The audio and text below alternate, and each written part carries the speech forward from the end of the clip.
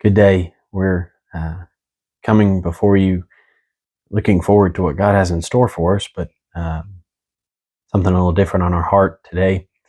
So I'd like to just maybe bear uh, my testimony with you today, and feel the Lord is stirring in that. And so we want to just mind Him. Um, no better way to tell about Jesus than to tell what He's done for us. And so I'd like to say I'm thankful for all that God has done for me. I'm thankful for the many blessings that He's given me, and thankful for all that He has in store. And my life has been blessed by Him since a long time ago. And my grandparents, my grandparents made the decision to start going back to church after suffering some um, losses of children, and feeling like they needed God, and so they went to church, and that's when my father was begun to be raised in church. He was very young, and they took him to church from then on. And my grandfather was called to preach. They were both saved, and he was called to preach,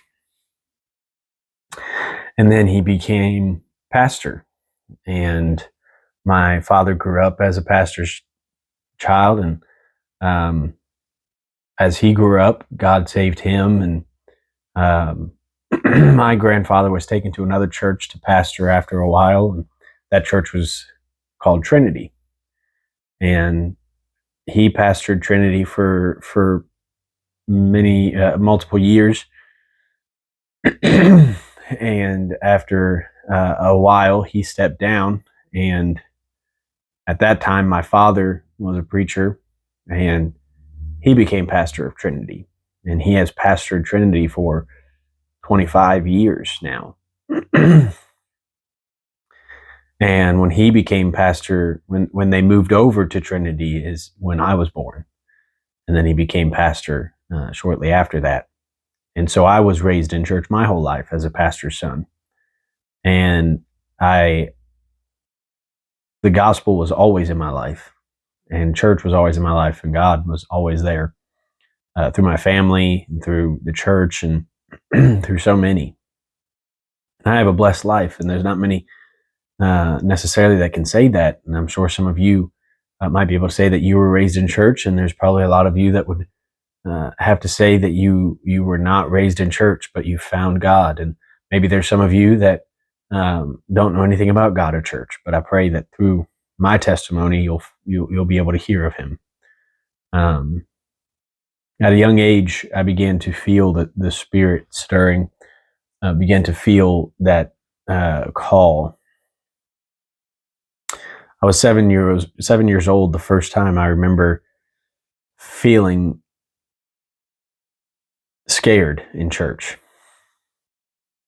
feeling like something was wrong. But I honestly can't say much more than that. I don't necessarily remember what I was feeling. I just know there was a time, there was a service when I sat in the pew and began to cry, and I don't really know why.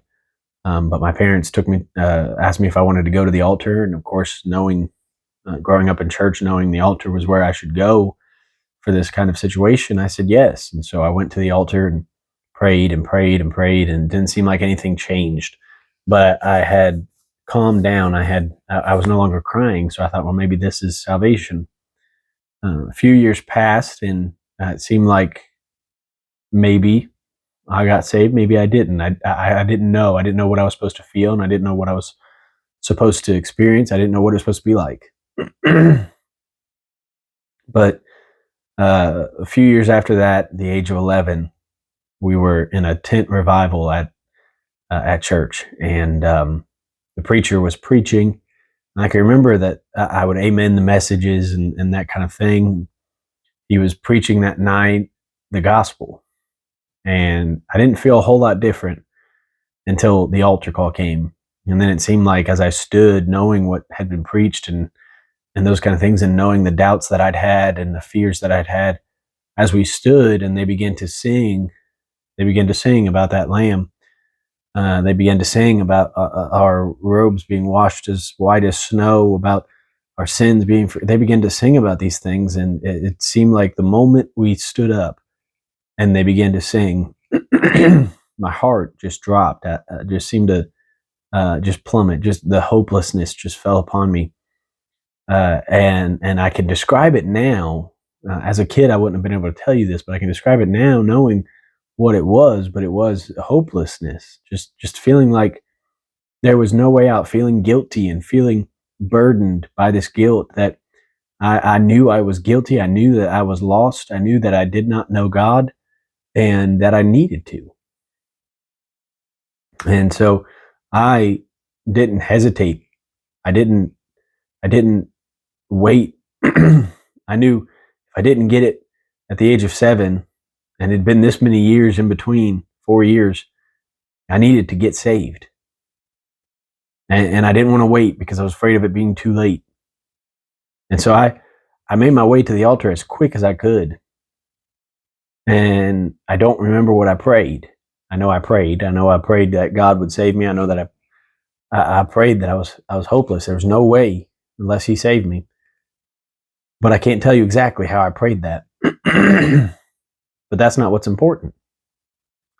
There was a peace that came over me that, for a moment, seemed to just kind of overwhelm and just take me away. And as I can recall finishing and getting ready to stand up, I stood up and there was the whole church around me. I don't remember feeling anyone come. I thought I was up there all by myself. That's how that's how that's how it felt. That when I got up there and I began to pray, I did not realize anyone else had come up. It was just me and God. We had that moment and that time where that peace came in and that joy and that salvation took hold. And I don't remember anyone else even coming up, but they did. And that's one thing that I always go back to and take assurance in, is that feeling and that moment that just seemed to take me away from where I was at, just seemed to take me to the throne. I entered right into the throne room of God for a little while and forgot where I was. And I go there from day to day. There's times that we can find where you can enter into that special place again and speak with God, and it seems like everything else just fades away. And no matter what the noises are, no matter what's going on around, it just seems like everything else seems to fade away. I was saved that day. I, as I said, had grew up in church, but church began to be real to me. But then, just like so many, I was still surrounded by worldly friends, still went to public school where I was surrounded by worldly people, and I began to follow that. I began to choose to follow the world and not follow God, not follow Christ. And there was a call that came ringing to my heart that it was time to step up and do more. God was calling me to a purpose for my life. And that purpose was preaching. And as He began to call me, and I couldn't tell you exactly when that call really first started to come, but I believe it came probably a few years after salvation, probably 15 years old or so, if it was even that long. But I ran from it. I know that much. I ran from that calling. People had always told me that I'd be a preacher just like my grandfather and father. I'd probably even be a pastor just like them. And I didn't want that. I didn't want it. I saw the things they went through, and I just didn't. I wanted the worldly things. I was following after the world, and I wanted the things of the world. I wanted church, and I wanted God, and I wanted those things. But I also wanted the world. I didn't solely want the world. I just wanted to make my own way. I wanted to do things my way, and I wanted it. I wanted my life. I wanted to run my life. I didn't give it all to God. I gave it all to God, but then I tried to take some back. When I was saved, I gave it all to God, but then, as we often do, we try sometimes to pick things back up and control it ourselves. And I tried to take it back. And it got to the place where I had gotten so far from God, it was hard for me to feel much anymore. I would go to church, and every once in a while, in a real good service, I might feel something. But outside of that, I didn't feel a whole lot. And especially when I was not in a church service, I didn't feel a whole lot.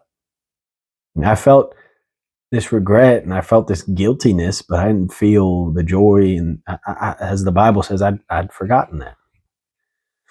And it got to the place where I got myself in trouble with people and disappointed people and let people down and had really caused to hurt to people and caused a lot of issues, lost a lot of friendships over things that I'd done or said or ways that I did things. And there was a lot of sin in my life. And from about 17 years old to 20, I made a lot of bad decisions because I was running from that calling. Now, um, as I said, I believe the initial calling to preach came a few years after salvation, but I ran from it for a few years, and that's what led me into the dark paths that I went down. But at 17, I did announce my calling to preach. I began to try and turn things back to God and try to turn my life back to God. And I announced my calling to preach and started trying to do right. And then I slipped right back in to the dark paths I was in, and even more so. And it got to the place where God got my attention because He took everything. And when I say He took everything, what He did was He took all the distractions away. He took everything that I was following after. He took all of my. He crushed all my dreams, and it sounds hard to say. It sounds like a bad thing to say, but I'm thankful for it. I've said it this way before. He swept my legs out from underneath of me, and I collapsed. I hit rock bottom. But when you hit rock bottom, you're still on the rock. Jesus is the rock. So what God did was not to just take things away from me, but what He did was to clean out my closet, to take the death out of my camp, to take my legs out so that I would hit rock bottom. I'd hit His Son. I wouldn't have anything to stand in the way anymore, and He could just have my attention. And He could just talk to me. He could just speak to me.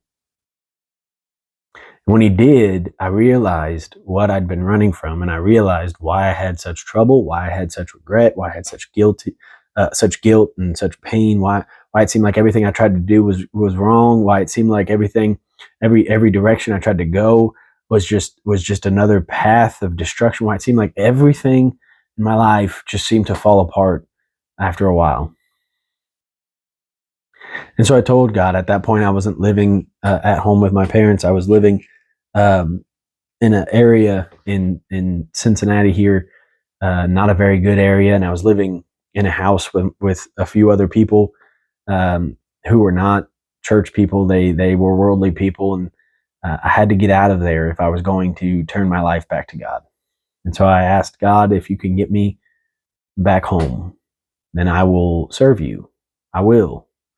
And I wasn't necessarily making a promise, because I told Him, I said, I know I can't make a promise because I'm human and I fail. But if you will get me out of here, I'll do my best to try and serve you the rest of my life. And that's exactly what I did when God did that. You see, God, within just a couple weeks, God had a replacement for me there, so I could get out of that place and get out of the contract that I had signed to. And God got me a job so that I could. I was broke, and I had nothing. And He got me a job, and He got me back home, and I started trying to serve Him, and I started trying to get my life in order and get things turned to God and make everything about Him. And after a few years, it just seemed like everything just had fallen into place.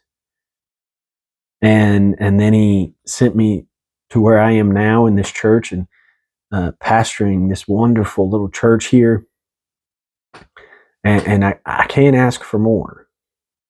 I've been blessed. I'm thankful for that.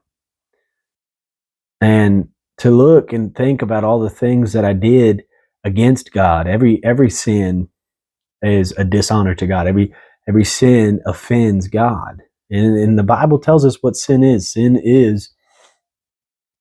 is anything that goes against God's will.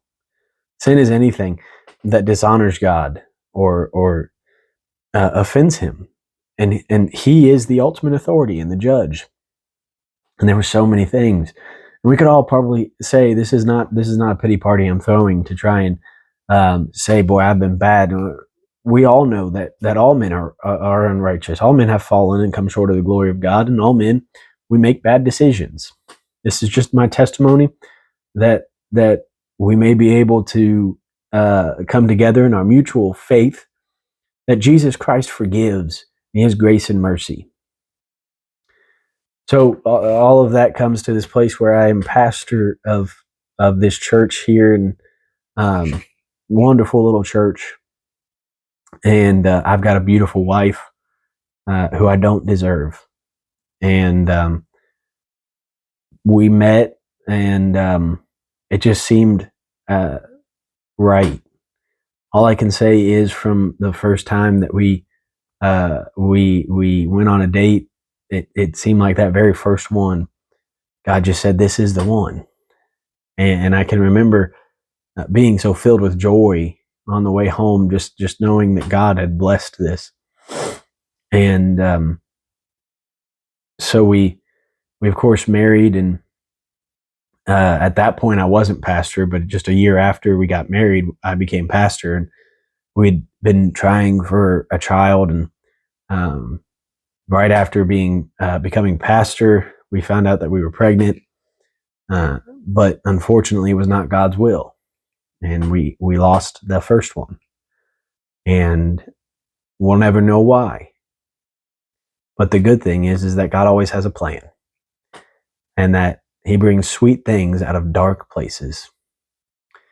And so, shortly after our loss, we got pregnant once again, and we had our beautiful little girl that will turn 4 here in a little while, and what a blessing she has been these 4 years, and I'm so thankful to God for that, because I don't deserve any of this. None of us deserve the blessings of God, but He gives it anyway, and that's why it's grace. And now we lost another child at the beginning of this year, and now here at the end of this year, we are any day now possibly going to welcome our second child. What a blessing that is. And I could say I don't deserve any of the blessings, but I'm thankful for them. And that is the grace of God and the goodness of God. And if I live tomorrow to see tomorrow, if I live to see tomorrow, it'll be a blessing. If I live to see our baby girl come into this world, it'll be a great blessing. And if I live to see them both get saved, it'll be blessings beyond compare. If I live to see them grow up and have their own children and see those children get saved, it'll be blessings I can't even imagine. What a blessing. And I've told this to say that I've told this to bear witness to the fact that every choice I tried to make on my own, everything I tried to do on my own was a mistake and a wrongdoing. But every good thing in my life is because of God. Every good thing, every good moment, every good person, it's all because of God. If God had not made a way for my grandparents, my father, and myself, I'd not have what I have. I'd not be who I am. By the grace of God, I am who I am by His grace alone. Salvation does not come through and by any other way but by faith through grace. It's the grace of God that gives us what we don't deserve. And I can say, after I'll be 30 next month, after 29 years to 30 years now, I can look back and see that everything, there's nothing in me, of me, that is of any good. Anything that is in me, of me, or anything that I do, anything that I say that is good, it's not because of me, but because of God the Father, who has used me as just a vessel in his great, wonderful plan of salvation for men, of salvation for people. And today, I'm no different than anybody else. Today, God comes knocking at your door. You can have blessings beyond compare. You can know the grace of God. You can find the love and the peace that passeth all understanding. You can find these things in God. But only when you receive that, only when you have that knock at your door, only when that call comes ringing to you and you obey it. But if you reject it, you decide you can go your own way, you can do your own thing, you can make it somehow by yourself, you'll only find destruction. You'll only find the worst of the worst, the most perilous times. You'll only find that. It's not always easy with God. It's not always just an easy path, good things. There's struggles, there's trials, there's fights. But the good thing about life with God, through the troubles and trials and strifes, he's with you every step of the way, hand in hand. And while we've had 4 pregnancies and lost 2 of them, I can say that in both of those losses, God was there every step of the way. To have to watch a child's heartbeat stop is not something that anyone should have to go through, but when God is there every step of the way, makes you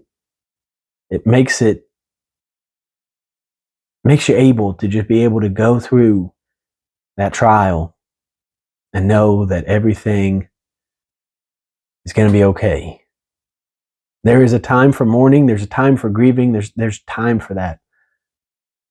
But when the sun rises, there is joy in the morning.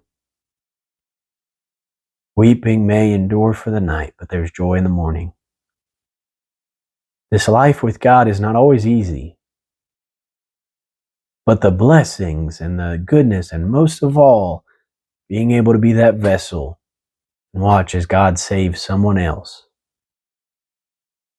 is worth every trouble, every struggle, every trial, every battle, every storm. It's worth it all. To know that this great God above loves you and cares for you, and not only that, but he's using your life to show love to others, is something that just cannot be explained. It's better felt than told. And I'm thankful for all that God has done for me. I'm thankful for the goodness he showed in my life. I'm thankful for all that he's done. I'm thankful for the fact he's been there every step of the way. And I'm thankful for the fact that when I tried my best to get away from him and run away and not do what he had called me to do, he got my attention and straightened me out to where I could be his vessel. I'm thankful for that today. That's my heart. I pray that it's a blessing to you. I pray that God will use it in whatever way that he sees fit. I pray that God be with you today and you feel his hand in yours. You feel him wrap his arms around you. I pray you see his steps next to yours. I pray that you know he's there no matter what you may go through. And I pray you receive the blessings of God. Thank you.